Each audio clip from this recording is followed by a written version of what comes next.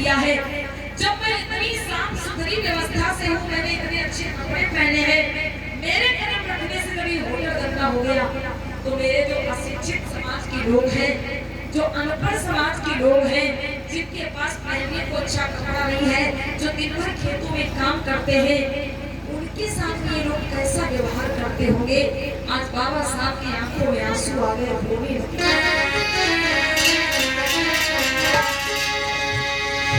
देख समाज की दशा, आँखी में आंसू भरिया,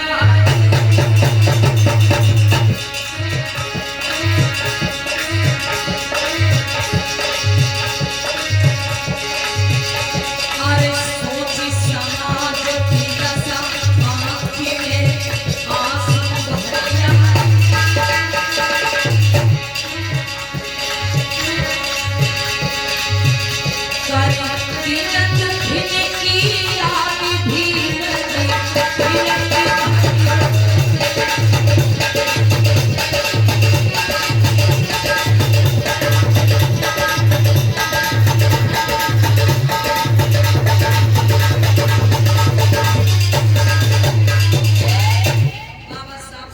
हुए रोते हुए आगे को कदम बढ़ा देते हैं, लेकिन ध्यान रहे मेरे भैया, जैसे ही बाबा साहब आगे को प्रस्थान करते हैं तो वहीं पर जहां पर होटल के बाहर बाबा साहब खड़े थे, वहीं से कुछ दूरी पर एक गरीब सोनुआ नाम का व्यक्ति ये सारी घटना देख रहा था।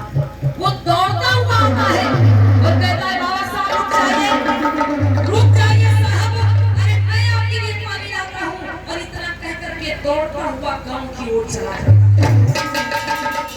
सोनुआ नाम का व्यक्ति जो पास के गांव में रहता था, बाबा साहब का जब ये अपमान देखता है और जब वो सोचता है कि मेरे साहब जैसे ही चले गए, तो दौड़ता हुआ जाता है और अपने घर से एक मटकी में पानी भर के दे तुरंत वही सड़क पर गिरा दिया।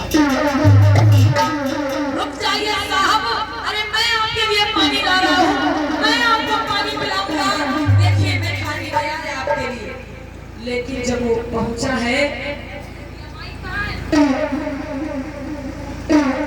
जब वो पहुंचा है सड़क के किनारे, तो क्या देखता है कि बाबा साहब वहां से चले गए। प्यारे बंधुओं, ध्यान दीजिएगा कि उस सोनुआ नाम के व्यक्ति ने तो बाबा साहब के सामने ऐसा व्यवहार होते देखा, लेकिन बाबा साहब ने उस सोनुआ को नहीं देखा। बाबा साहब वहां से चले गए जब तक वो पानी भर के लाया। अब वो बात, वो घटना सोनुआ के दिमाग में बैठ गई। वो सोचने लगा कि मेरे अम्बेडकर साहब जो इतनी पढ़ाई की है, विदेशों में जाकर के जिन्होंने पढ़ाई की, जो इतने बुद्धिमान, इतने ज्ञानवान हैं और दबे पिछड़े शोषित वंचित लोगों के लिए लड़ाई लड़ रहे हैं, संघर्ष कर रहे हैं, महिलाओं के लिए संघर्ष कर रहे हैं, उनके हक अधिकारों की लड़ाई लड़ रहे हैं। आज उन अम्बेडकर साहब को इस होटल के मालिक ने पानी नहीं पिलाया। बहुत दुखी हो गया वो गरीब सोनुआ और रोने लगा है, याद करके सड़क के किनारे बैठ जाता है। प्यासे चले गए, अरे प्यासे चले गए, प्यासे चले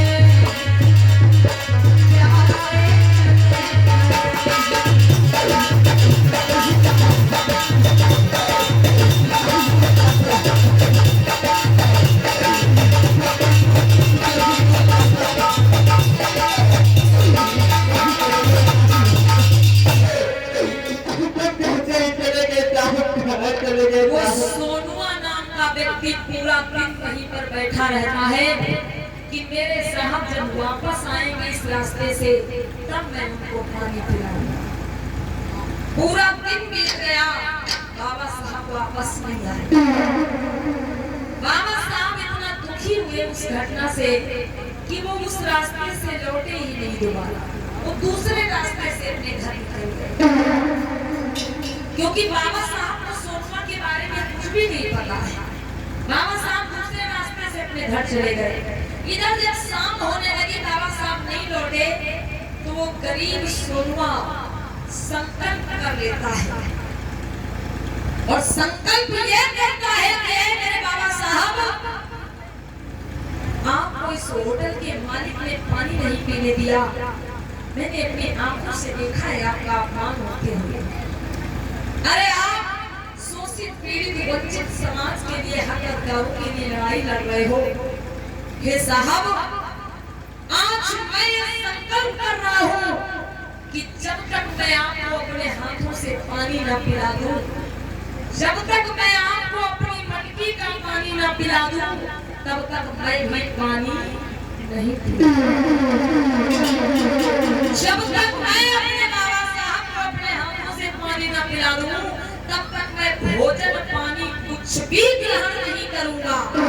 ये संकल्प कर लेता है और मटकी उठा करके अपने घर की ओर धीरे धीरे चला जाता है।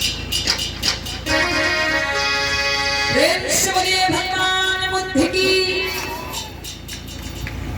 और इस सीरीज में माननीय भगवान देव जी की तरफ से पाठक पूर्वा से 100 राष्ट्रीय मुद्रा, कमेटी में चंदा सहयोग दान भेंट हो रहे हैं। बहुत बहुत शादवा जरूर हो।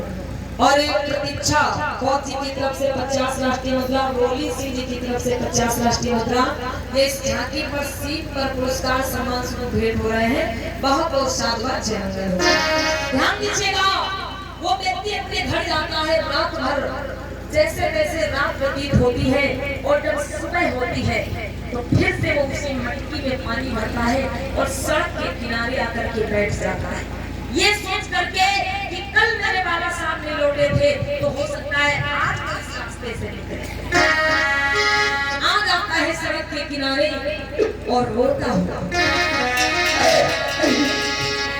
कि सर के ऊपर रख कर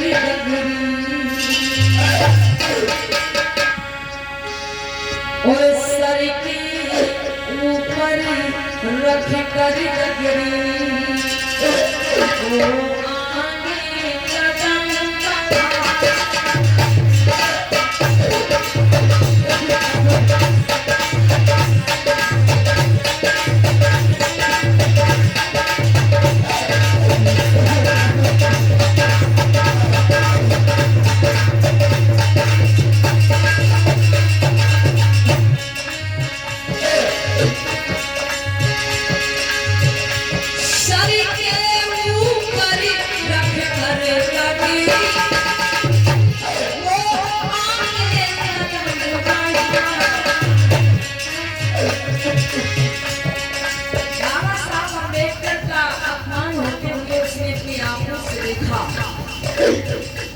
ये बात उसके मन में बैठ गई।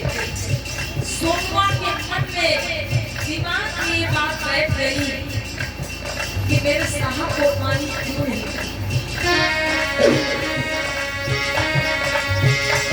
बाबा साहब अब आ जाओ, तो यही आवाज लगा।